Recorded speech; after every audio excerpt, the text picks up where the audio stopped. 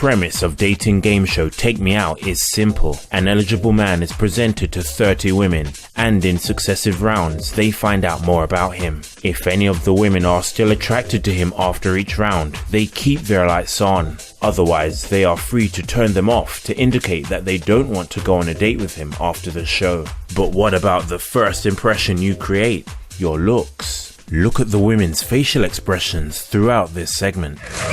Dag dames, ik ben Johnny, 21 jaar jong en ik kom uit Den Haag. Mag ik het horen voor Johnny? Johnny uit Den Haag! En je maten! Goed dan.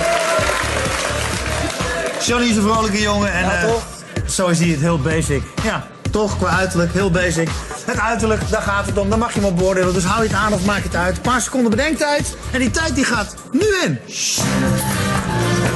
The chart at the bottom of the screen is similar to the one you saw in What Attracts Women 1.1 during the street survey. The leftmost face is very masculine. It shows high testosterone, the steroid hormone that men's bodies tend to have in abundance compared to women's bodies. Testosterone is responsible for development of secondary sexual characteristics such as increased muscle, bone mass, and the growth of body hair. Each face, as you move to the right in the chart, looks increasingly less testosteronic and more estrogenic. Estrogens are primary female sex hormones. Men's bodies have these, but to a lesser extent. Now look at Johnny above. Notice the lack of testosteronic development? He looks like a hermaphrodite lesbian. He has a roundish jaw, an undefined short chin, and chubby cheeks compared to the angular jaw, prominent broad tall chin, and prominent cheekbones of the leftmost high testosterone male in the chart. Besides Johnny's poor genetic development, he's also overweight. Notice the double chin. As a bonus, he has big ears, a noticeably asymmetrical face, lack of masculine brow, and other flaws. His looks literally telegraph that he's of low genetic quality. How will women behave on seeing his looks? His anger, as you'll see next, is a reflection of how women treat him precisely because of his looks. Mag je nu drukken? Rustig. Elise! Wat hard jongens. Wat nou? Ja, mag ik nog wat zeggen? Maar... Dat dacht ik al. Weet je, ik wil wat zeggen. Je mag wat zeggen, tuurlijk mag je wat zeggen. Dat mag je altijd. Het zijn allemaal potten. Het zijn allemaal potten. And how do women behave in the presence of a good-looking man?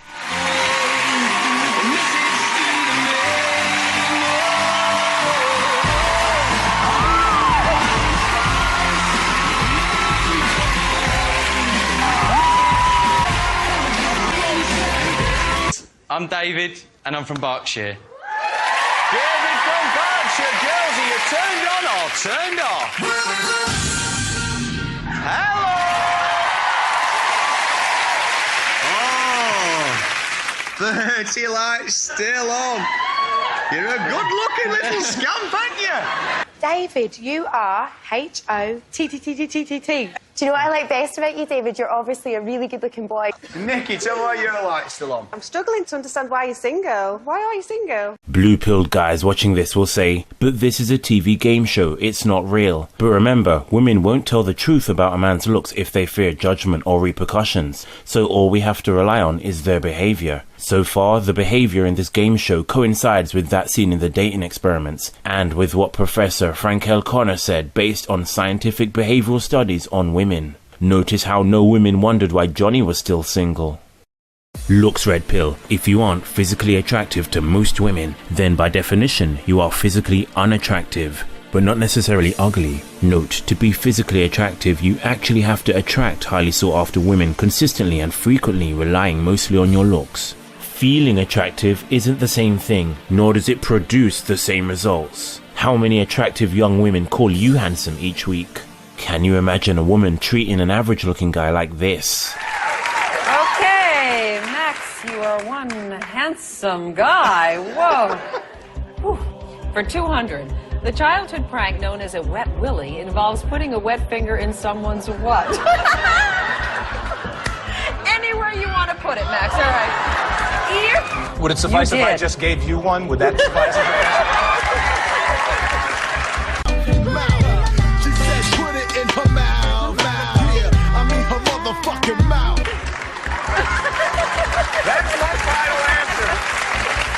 Red pill self-awareness. Does your lower third look like the one on the left or right? The left jaws lack the angularity, forward growth, definition, and leanness of the right. The man on the left also has a receding chin.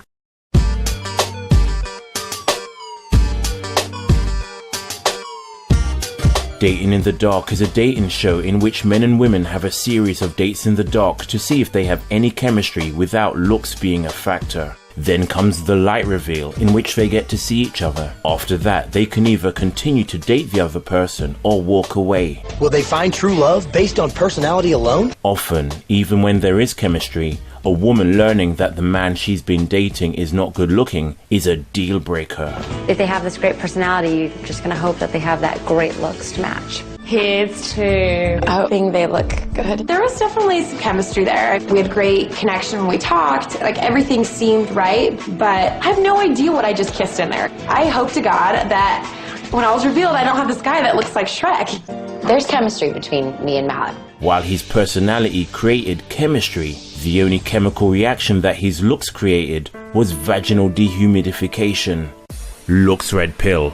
Balding is a sexual death sentence for most men, as they don't have the facial aesthetics, masculinity, or skull shape to pull it off. Most men cite personalities like Jason Statham and Dwayne Johnson, The Rock, as guys who are still attractive to women while bald or balding. Jason Statham used to work as a male model for French Connection. The Rock's Samoan heritage contributes to his robust masculinity. These high-status men are above average looking for their age. The average man can't afford the hitting looks that comes from losing hair. If your dating life isn't amazing while you have hair, it likely won't get any better sporting a balding look. Leaving your balding hair to grow will make you look beta, older and uglier, while shaving it off completely will still cause a massive drop in looks for a below average or average looking man. England footballer Wayne Rooney looks more robust and younger after we Photoshop him. He now has hair on the crown and a hairline. In future episodes, we'll discuss the few options you have if suffering from this devastating looks killer. Wait, tell me. I don't know. He had like a receding hairline. Oh no!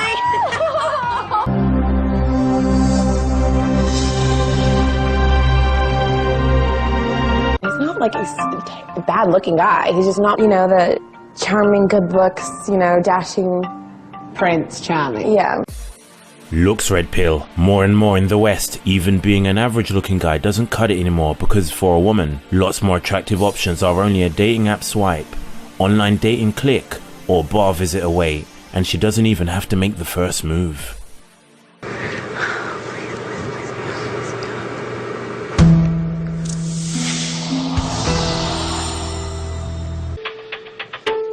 Wow. He's like kind of like total like real scruff, chubby face. He had a gut. Could I see this person on top of me? Like yes or no? No.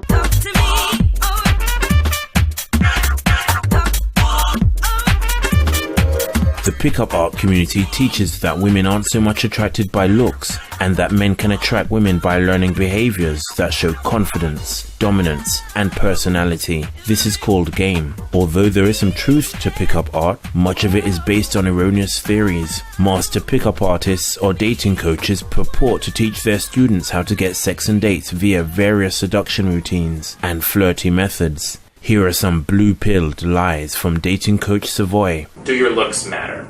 The answer to that is yes and no. Whether a guy is good looking has way more to do with his fashion and grooming and who he's with. And you can turn a guy from being a 2 into an 8 in a couple hours at a mall and a couple $100. Fashion cannot turn a male 2 into a male 8. Face and body, not clothes, make the man. Rob Evans doesn't look like this because of his clothes. Here is some promotional footage of short East Asian American guy, Andrew Faraday, using pickup techniques to seduce 3 Irish white women on holiday in the United States. He's 5'5". Statistically, most white women don't date interracially. Even fewer date short, below average to average looking Asian men. But can Andrew's pickup skills save him? Do you like pineapples? I love pineapples. We should get married on the spot.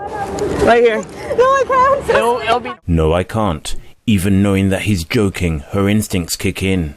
But this guy is oblivious because of his gung-ho pickup art. Confidence wins the game, indoctrination. Notice how the guy is entertaining them? This is often how pickups go. But watch when he tries to get their phone numbers. What are you guys doing tomorrow night? Because if you guys can stay yelling pineapples and this much fun all the time, I want to invite you guys out. Oh, where? Why do you just give me the death stare? And you're done. 10 minutes of pickup, 0 minutes of sex. Attracting a woman via game can work occasionally, but usually, overwhelmingly, game will just delay your rejection if the woman isn't physically attracted to you. It's no surprise that this short guy, a manlet, got into pickup art to help him get women. As you'd expect, the pickup art community is mostly full of pickup artist students who are unsuccessful with women because of being average looking, being below average looking, being short, being an ethnic minority, being bald or balding, and what have you. Good-looking guys who fall into pickup art often leave the community after a short spell, whereas the less good-looking guys often spend years pounding the streets, malls, and nightclubs panhandling for pussy. Compare this with when a fairly good-looking guy, unaffiliated with the pickup art community, approaches a woman. Look at the inviting aura surrounding this woman before the man even says a word. We'll look at how this interaction went soon. You ever been out and like someone just doesn't like you for no reason and you like chase their validation? This is something that happens. We chase validation from people who break rapport with us. It's just one of the things that's hardwired into us because it makes us feel like we're getting rejected. The idea of cat string theory and that we want what we can't have. So we're going to break rapport. Pickup artist instructor Sin here is implying that breaking rapport with a woman will compel her to chase you, which is like saying that if a homeless man breaks rapport with you, you'll chase after him and give him all of the money in your wallet. There isn't even time in this episode to discuss how flawed this theory is. Pickup art, or PUA, is filled with unproven bullshit theories meant to earn money for its dating coaches or promote their companies. In English-speaking nations, pickup has very much peaked in popularity. It has become heavily stigmatized because today's women, with access to attractive guys on online dating websites, don't like being approached relentlessly by average-looking and below-average-looking guys. Pickup artists have been banned from certain public spaces. Security at Toronto's Eaton Centre is on high alert after self-proclaimed pickup artists have swarmed the mall. It makes me uncomfortable. Their shtick has gotten them kicked out of the Eaton Centre. Like, he's the third one today. Same thing every time. I'm walking, they'll literally stop right in front of me, and they'll just be like, "You're really beautiful." We've seen women that have been very unnerved by the approach. Women are unnerved by the approach of average-looking nice guys, but feel completely comfortable swooning over good-looking convicted felon Jeremy Meeks, whose mugshot on the Stockton Police Department's Facebook page went viral. Women even offered to pay his bail.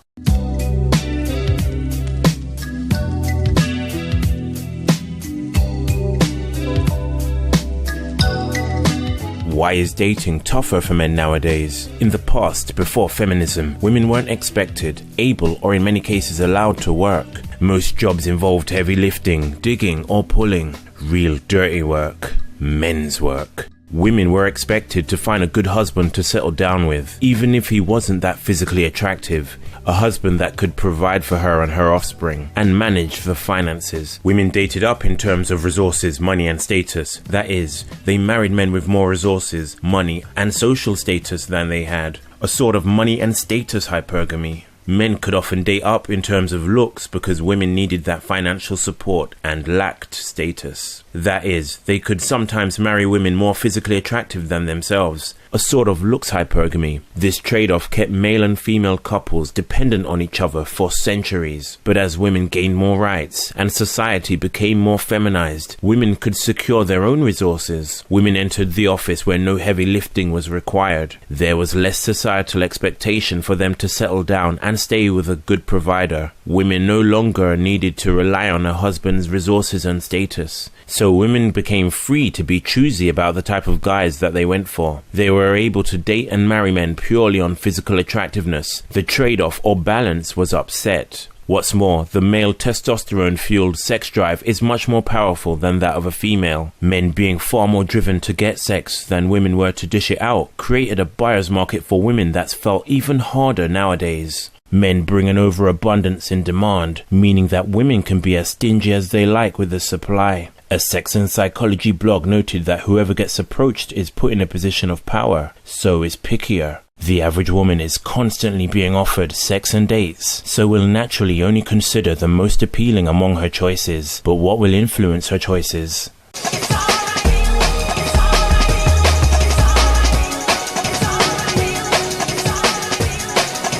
Healthy attraction is mostly driven by 1. Sexual dimorphism, the extent to which a man is masculine and the extent to which a woman is feminine. For example, tallness, a broad chin, a square jaw, but not every man has these or other masculine traits. The image of Hollywood star Tom Welling on the left has been slightly feminized by removing some of his jaw digitally, decreasing his attractiveness somewhat for most women who are attracted to post-pubescent masculine men. In both images he's attractive. The only thing that separates them is some sexual dimorphism. Most adult women would prefer the masculine version.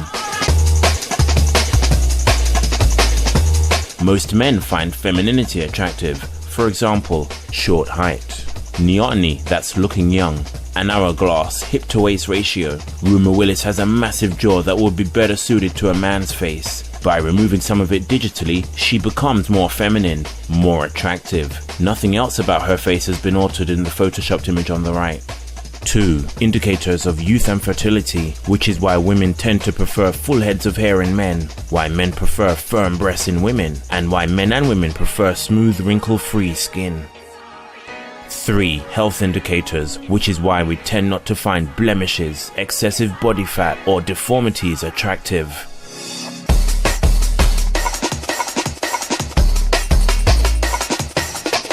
4. Physical attractiveness. Both men and women read clues to a potential partner's sexual dimorphism, health, youth and fertility, and physical attractiveness in the face and to an extent the body. Men and women are attracted to intrinsic traits that would give their offspring the best chances of survival. Even if we're not immediately looking to reproduce with that person, that impulse is still there in case a pregnancy should occur. Why would it bother you if you hooked up with what you thought was a decent looking woman, only to find the next morning that she looked terrible without makeup? Because you would feel misled about her genetic desirability. Men and women are attracted to physical traits that can be passed on to their offspring. Makeup is not such a trait. Beauty is not arbitrary. What's handsome is not arbitrary. All around the world, men and women find certain things attractive and other things less attractive. Sex appeal is not a matter of taste. It's a biological imperative. Evolution is driving how we pick partners. We're hardwired to read genetic clues in a potential mate's face, body shape and sway. And it looks as if women have an even more complex sexual agenda than men.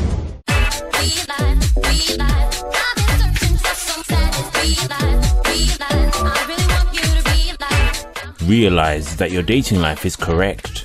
There's no mistake. If you are good looking, your dating life would reflect it, unless there are extenuating circumstances such as you have Asperger's or don't interact with women. Your looks, money, status, and the type of women you're able to date are correlated. These clips show men discussing their lack of success with women. There is a strong correlation between their being 20 to 40-year-old virgins and them being average or below average looking. This man is involuntarily celibate or incel. I've never had a woman compliment me on my appearance in real life, which leads me to suspect one of two things. One is that I'm really not all that attractive, and people that tell me so online are only doing it to try to spare my feelings or make me feel better. Which man looks more confident? It's not so much that confidence makes a man look attractive, but rather being attractive makes a man look confident. Good-looking men also usually feel confident because of positive reinforcement due to the validation that they get from women. Women treat good-looking men nicer and make it easier for good-looking men to fuck them, which in turn makes good-looking men feel more confident. Remember Johnny from The Hague? His personality, attitudes, opinions, behaviors, level of confidence, and sense of self-worth have been shaped by how women treat him because of his looks. Als zo'n playboy voor je komt, heb je geen kans. Het zijn allemaal scheidwijven. Nou, laat me ze opdonderen, laat me zitten. Heb je niks aan die wijven. How the hell is he supposed to be confident?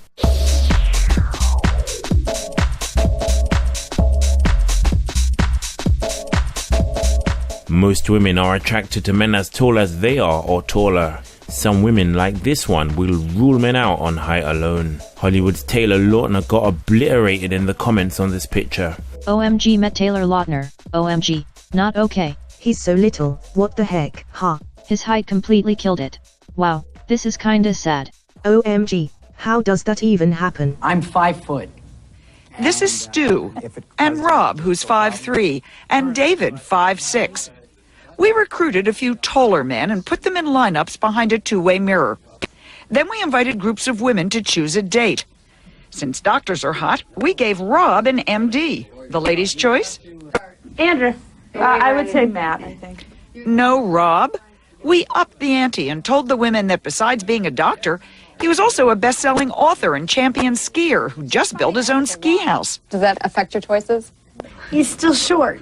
So what would it take to get a date for Stu at 5 feet? We made him a millionaire. No. No? Not for me. Nothing worked. He's too short. He's too short. Too short? We asked if there was anything Stu irresistible. Maybe the only thing you could say is that the other 4 are hers. Maybe the only thing you could say is that the other 4 are hers. Coming up, we start to look at the race red pill. Do white girls like black guys? Yes! But is this just virtue signaling to not look shallow? Yes. No, she hesitated. That means a no. We dig deeper. Listen to the traits that this Asian man seeks in a woman. Like, there was this huge barricade whenever I saw blonde hair, blue eyes, and like, you know, the crest white smile. I was terrified. But he's about to get brutally red-pilled. I tend to go for taller guys, and my type tends to be... We'll find out what in the next part. As promised, the cheating dating experiment. Just because a woman is dating a below average or average looking guy doesn't mean that she isn't looking to monkey branch directly into the masculine arms of a better looking mate. How the fuck can you be under the illusion that men's looks aren't majorly important to women when they even matter to an extent to other heterosexual men? He's an insecure little bitch. Soft. Emo. Wears a hat every battle because he's bald. Chemo. How easy is dating for below average looking women? And later, what can you do to improve your looks? We're just getting started. Do you find Asian guys sexy?